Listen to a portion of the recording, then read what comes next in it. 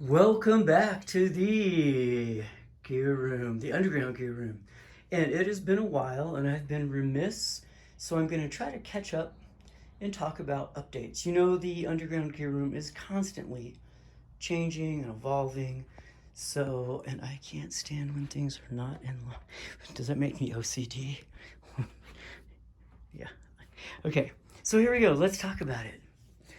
Updates to the gear room. Well, there's a few cool updates. So right there, you see the Bluto Tone DK30, the Davy Knowles 30. It's an amp that Brandon Montgomery built for Davy. I guess Davy's been touring with it for the last couple years. And so Brandon built one for me. I might have already mentioned it. I've been saving my money for a long time and selling a bunch of gear.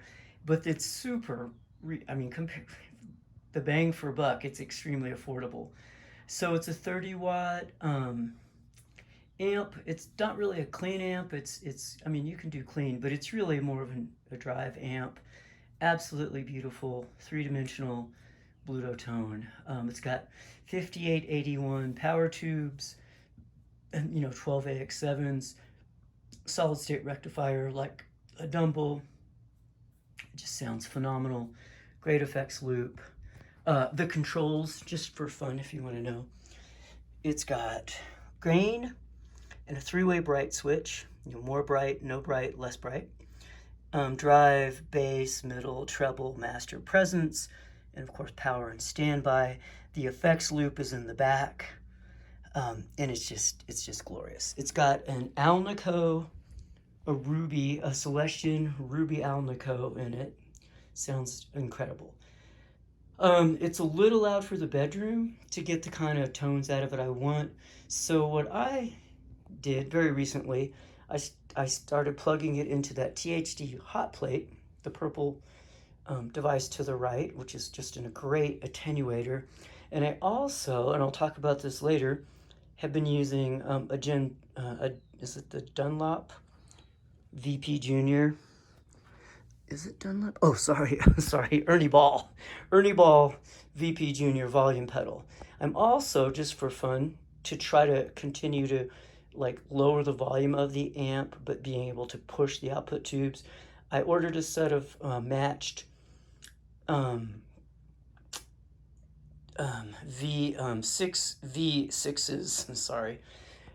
So the 5881 power tubes that are in there now are kind of a type of 6L6, just a little grittier sounding. But I'm going to put in 6 V6s, and the ones I got from Eurotubes, they're JJs, of course. The ones I got from Eurotubes are kind of the lowest headroom 6 V6s I could get, because I really want to try to push the amp. So there's that. Then, of course, next to it is my absolutely... I had quit playing the Mesa Boogie for a while, thinking that, it didn't really sound that good, which is interesting because in the last band I was in, it's the amp I used, and people remarked on how nice the tone was. But I thought maybe the tubes had gone bad, so I went over to a friend's house and we played it, and it sounded great. I came back home, plugged it in, and it sounds absolutely amazing. So I'm playing that through an open back Mesa cabinet with a Celestian G12 creamback, 65 watt. Sounds absolutely amazing. Here we've got the Epiphone 339, the Pro model with Kinman P90 pickups in it. Just a wonderful, wonderful guitar. But let's take a look at what I really want to look at, the latest rig rundown. So here's a pedal board I built specifically for the DK30. So I go into I'll kind of get a close-up for you. I go into the Line 6 G50 relay wirelessly. That goes into this Clyde McCoy wah-wah, which goes into the Fox Rocks Octron, which goes into the Klein KTR, into the Vic Audio 73 Rams head, and into the Analog Man King of Tone. Now, the King of Tone goes into the Thorpe Camouflage, which goes into the Mini Vent. What am I still doing? Oh no, Yeah, is that right? Yeah. And the mini vent goes into the Bell Epoch Deluxe, which goes into the Chase Tone Secret, into the front end of the amp. And the only thing right now in the effects loop is the Strymon Flint. Well, let's quickly talk about a little bit about some of these pedals. Oh yeah, and the Polytune Mini is coming out of the other output of the line 6. So, oh wait, but we left something out. And then from there, the Strymon Flint, which is in the effects loop, goes into the VP Junior volume pedal. So, let's talk about that. So the Chase Tone Secret preamp is basically the preamp from the Echoplex EP3. The Bell Epoch Deluxe is basically a modern analog version of the Echoplex EP3, and it also has the preamp. So I sort of got double preamps. The reason why the delay, the Bell Epoch Deluxe, the camouflage, and the vent aren't also in the effects loop instead of just the Flint is because for some reason when I put them in the effects loop, they all drop volume really substantially. The Thorpe camouflage just kind of disappears. You can't really hear it anymore. The mini vent drops way down in volume, and the same thing, the Bell Epoch Deluxe kind of disappears. So I'm putting them all in the front end, and they sound way better in the front end, but they do muddy up the sound just a little bit. They should be in the effects loop, and I'm working on figuring that out. In fact, the reason for the volume pedal and the attenuator and the tube change, all of that is to somehow try to bring the volume down, to put those in the effects loop and see if I crank up the master, if they'll come back alive. I don't know if that'll be the case or not. Those all go into the DK30.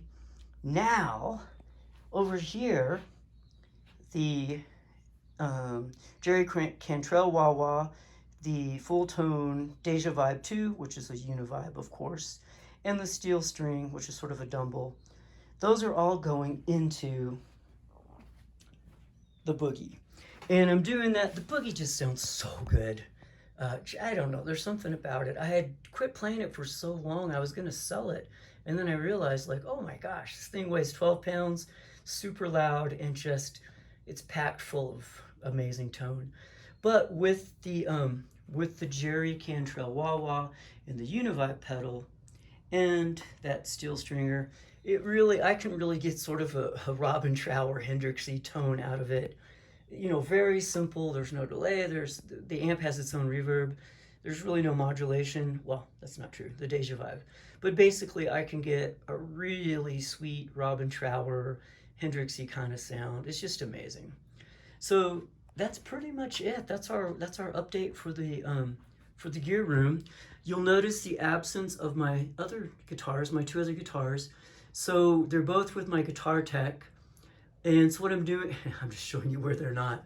So what I'm doing is the 73 Strat that I've had my whole life since, you know, basically 74. I'm putting the 73 neck back on that, a 5-way selector because it only had the original 3-way. I might be getting some work done on the neck because the frets are just so worn down. And kind of basically returning that back to normal. I am putting a treble bleed cap in there, but kind of returning that back to the way it was, more or less. Putting the original pickguard back on, still using the locking tuners. And depending on how it sounds, I might get Kinman pickups for it, or I might just leave it be. The Warmoth guitar, Lindy Fralin is doing something to his pickguard, and that's going to be coming back soon. He did just a little work, some changes. He put on a 300K pot, a treble bleed, adjusted the blades. That's going to go back on the Warmoth, and then the Warmoth neck is going to go on the Warmoth. So it'll be a completely, Warmoth built guitar, and my 73 Strat will go back to being a completely 73 Strat with a few mods in both situations. And let's look over here. So this wall is for sale. Pretty much everything on that wall, except for the Sir Badger in the upper left, is for sale. The Mojave, the 2x12 Mojave cab, I think the Fender, the Mesa ported cab with the Weber Blue Dog, The Little Dog head is for sale. And the Nolatone Rotten Johnny is for sale. The Bogner cabinet is for sale. And I'm also selling my Victory V40 the Duchess, just in case. And then this is our beloved pedal selection. So I just love being able to say, okay, what sound am I looking for? Oh yeah, I'm looking for a vintage tube screamer sound. I'm looking for a BK Butler tube driver sound. I'm looking for a Dumble sound. I'm looking for a Marshall sound. You know, it's like, I just love my pedal palette.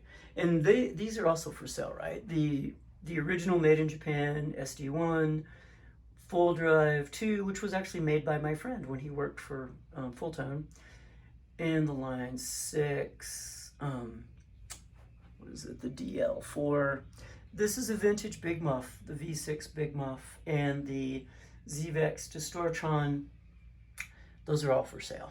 All right, thanks for stopping by. I hope you enjoyed this cool update to the gear room.